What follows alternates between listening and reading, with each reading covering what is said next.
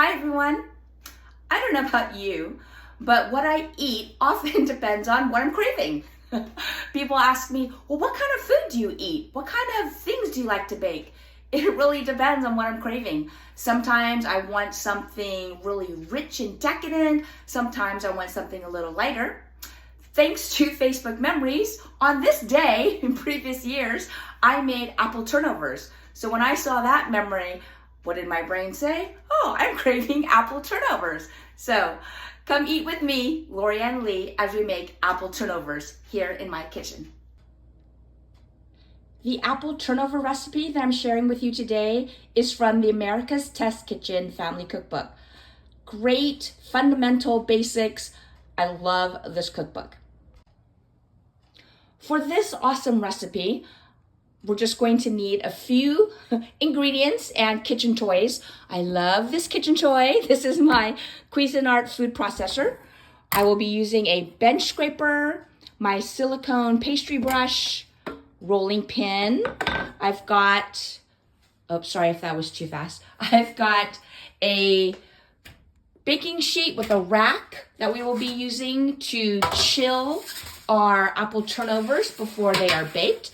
And I've got 2 baking sheets lined with parchment paper for when it's actually time to bake. So those are ready. And now I'm coming over here to our ingredients. This recipe really doesn't have a lot of ingredients. The main one of the stars is Pepperidge Farm's puff pastry sheets. You just find them in the freezer. These 2 have been defrosting in my refrigerator so that they are ready when it's time for filling. And then as far as ingredients, it's simple. We've got a couple of Granny Smith apples. We will be using some fresh squeezed lemon juice. And here's this recipe's secret ingredient. It's applesauce. Just applesauce that I bought from the store. That will help make the filling perfectly balanced with some fresh apple as well as that texture from the applesauce. We've got some salt, cinnamon, sugar, and flour for dusting the surface. And that's it.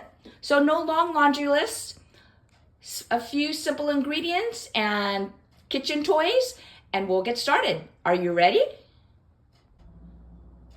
All right, I've got my mise en place ready. Remember, mise en place just means everything in its place and ready. So I've peeled, cored, and just chopped into big chunks my 2 Granny Smith apples. I'm going to add in 1/2 cup of granulated sugar. I've got 1/8 teaspoon of salt, and I have 1 tablespoon of fresh squeezed lemon juice. The recipe says to pulse 5 times, but I tend to find 5 is not enough. So let's see, eyeballing it, how many times we need to pulse. 1, 2, 3, 4, 5, yeah, we need more. 6, 7, 8, 9, 10. Yeah, that's typically what I do is 10 pulses. So see how they're not quite even? So I just want to give this a few more pulses. Stirring that to mix a little bit. And we'll pulse a few more times. Let's see. We did 10, 11, 12, 13, 14, 15. Okay. That looks pretty good. I'm going to give 1 more for good measure. 16. Okay. After these have been pulsed, the apple, lemon, sugar, salt mixture sat for 5 minutes. And now I'm going to strain it to remove all of the excess liquid because we don't want wet, soggy apple turnovers. So can you see there's lots of liquid in there? So I'm going to carefully take the blade out and pour all of this mixture into this strainer lined bowl because we want the lemon to keep the apples from browning, but we don't want soup. These are not soup dumplings. We're not making silong bao. So I'll show you. Let me move the food processor stand. Set that aside so you can get closer to see. The apple pieces are nicely chopped up. They're not uniform, so it's not like a mush, but they are definitely, I like how there are some that are this size, so that's about ½ inch, while there are some that are more finely minced up. So for my preference, that is perfect. So I'm using a silicone spatula just to press down to get out as much moisture as possible. So, do you think there was a lot of moisture in here? Let's take a look and see how much. Let me hang this here so it doesn't drip. Look how much liquid is in there. Now, don't throw that out. We're gonna use it when we help seal up our turnovers. So you're not gonna throw that out, but set this aside. I'm actually going to put that in a ramekin for easier access, because I still want to keep these apples over a bowl so that they don't make a mess all over my counter. So now I have the sugared apples, nice and dry. I've got the reserved liquid that we're going to use for sealing up our turnovers. I have my flour for dusting the surface, and I've got my container of applesauce. This is, let's see, 4 ounces, so ½ a cup of applesauce. So, get this ready. I've got my tools here. I've got a flat surface that I'm gonna use. Oh, this one's a little bit wet. Let me get a dry one. Oh, I just washed this one. This one's wet too. All right, 3rd try. Okay, got a clean, dry cutting board that I'm using for a flat surface, because what I found is if I sprinkle flour on my surface and then I'm sealing them all up, it gets a little wet because we're using the liquid to seal them, and then they get all stuck and goopy. So I'm gonna use this separate. You'll see, it makes sense. Trust me, it makes sense. So, like I said, I've had my frozen puff pastry in the refrigerator to thaw. So let me sprinkle some, this is just all-purpose flour that I'm sprinkling over here so that I can make sure the puff pastry doesn't stick. Now, if you've never used this Pepperidge Farms frozen puff pastry, what are you waiting for? It's awesome. But it comes in 2 separate pieces. So this is the first piece, but they come in 9-inch squares. So you can see this is 9 by 9. And for this recipe, we want to make, for this sheet, we're going to cut it into 4 5-inch squares.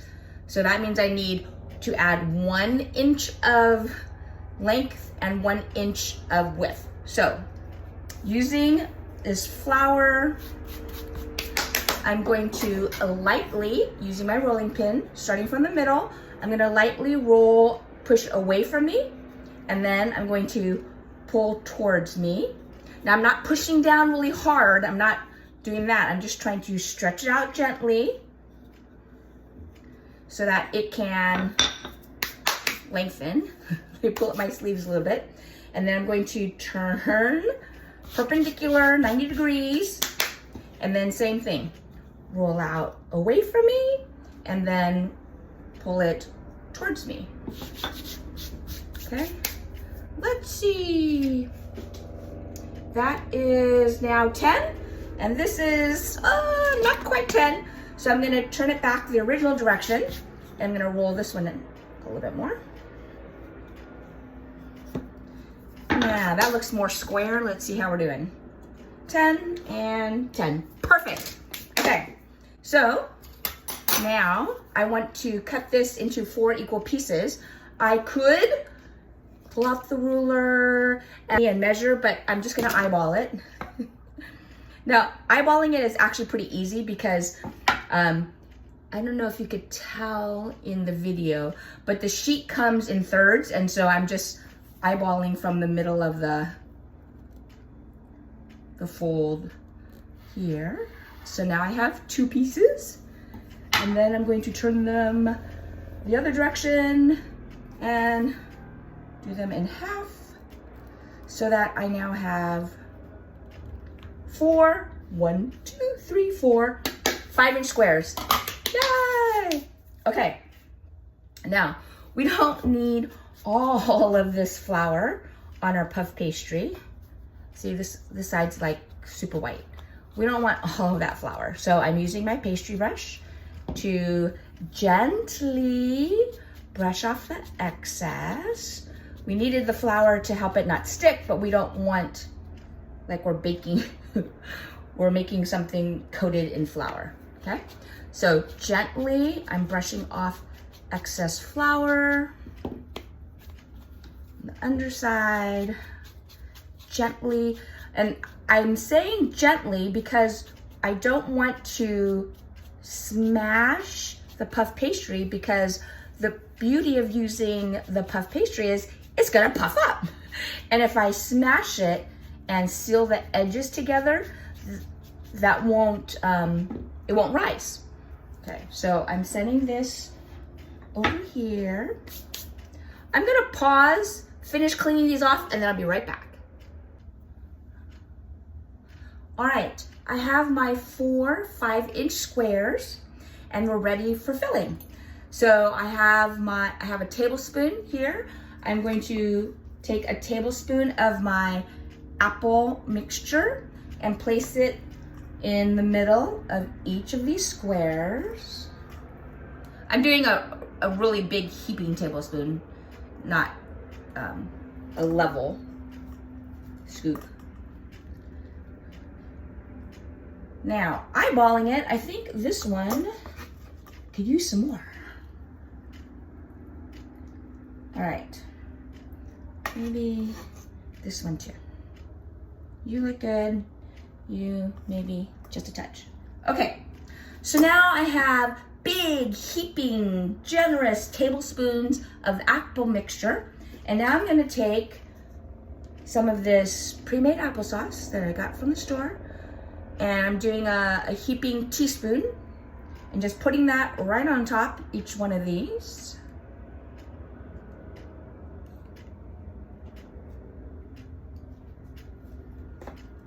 Okay, now I'm gonna turn this slightly so that I have a nice diagonal. I'm facing each of these turnovers diagonally.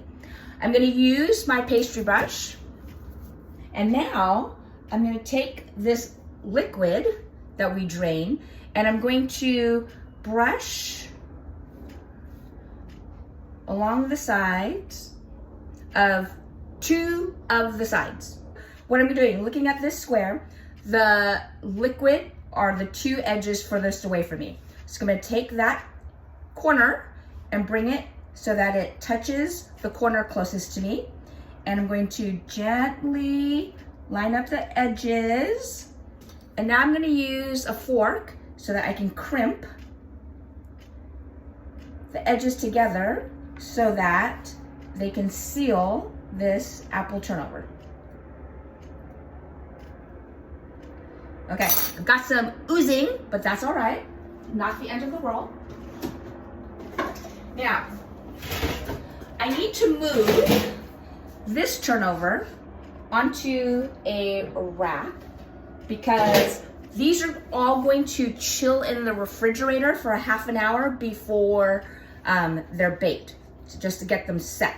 And we don't want the puff pastry to be overworked. So again, here's a square facing me, and the 2 sides that I added the apple juice to are furthest away from me.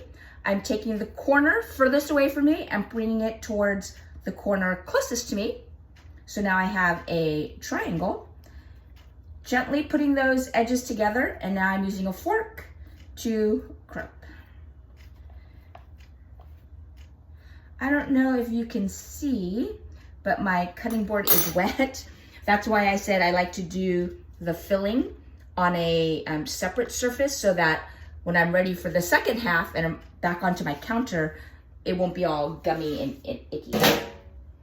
So lay that one on the rimmed baking sheet that has a rack on it.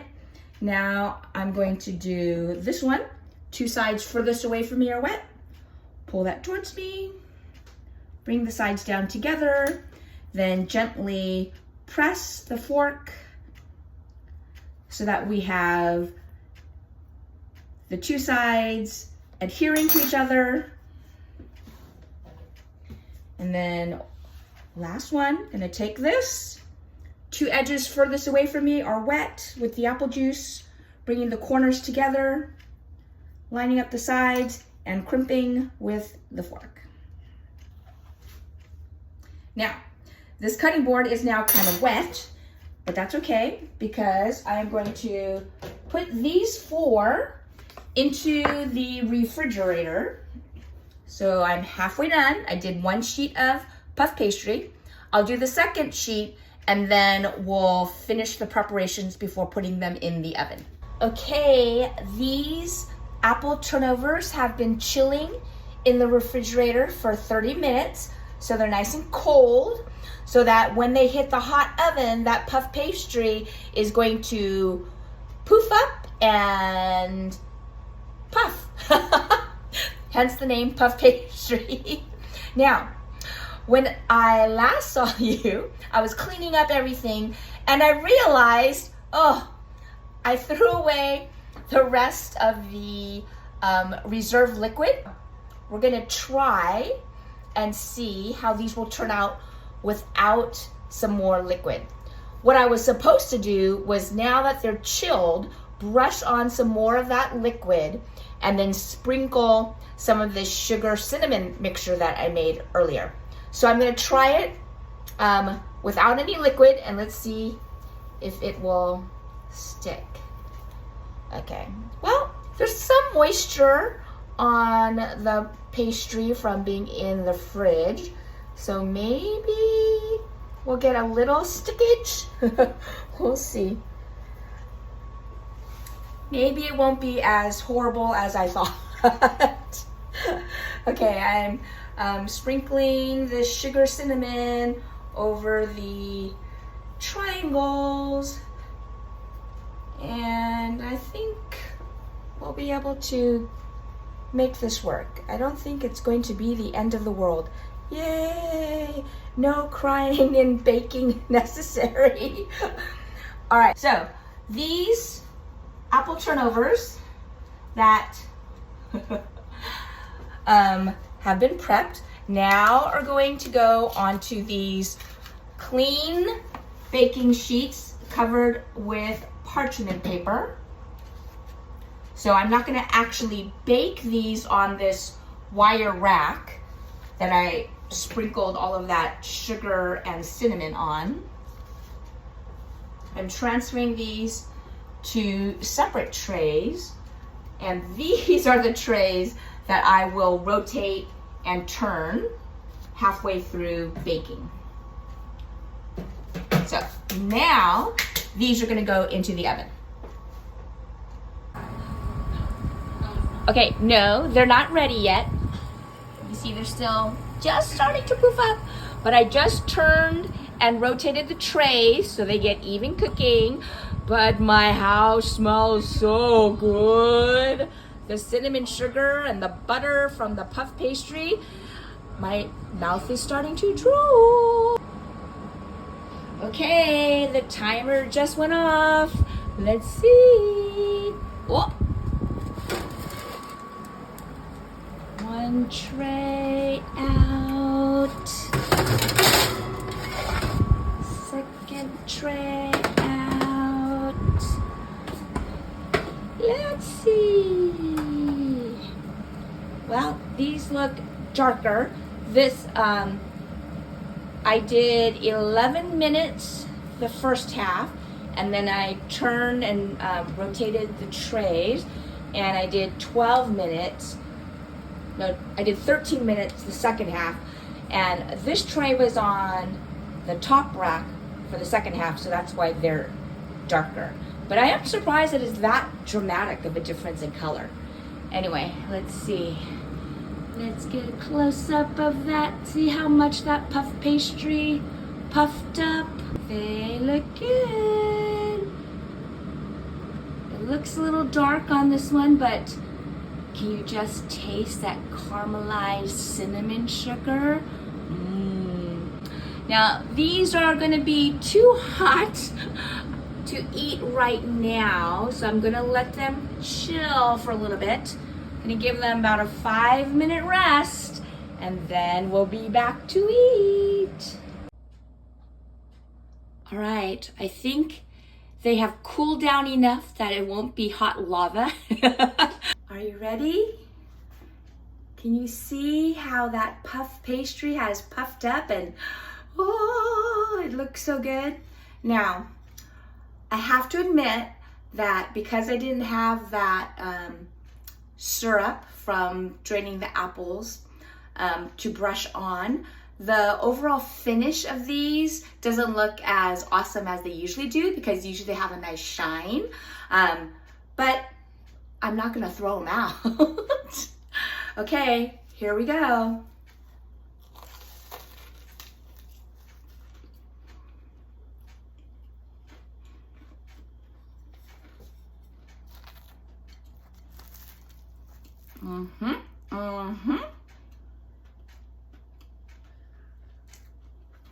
That bite didn't have too much of the apple filling, so let me take another. Oh dear. Let me sacrifice and take another bite. Okay.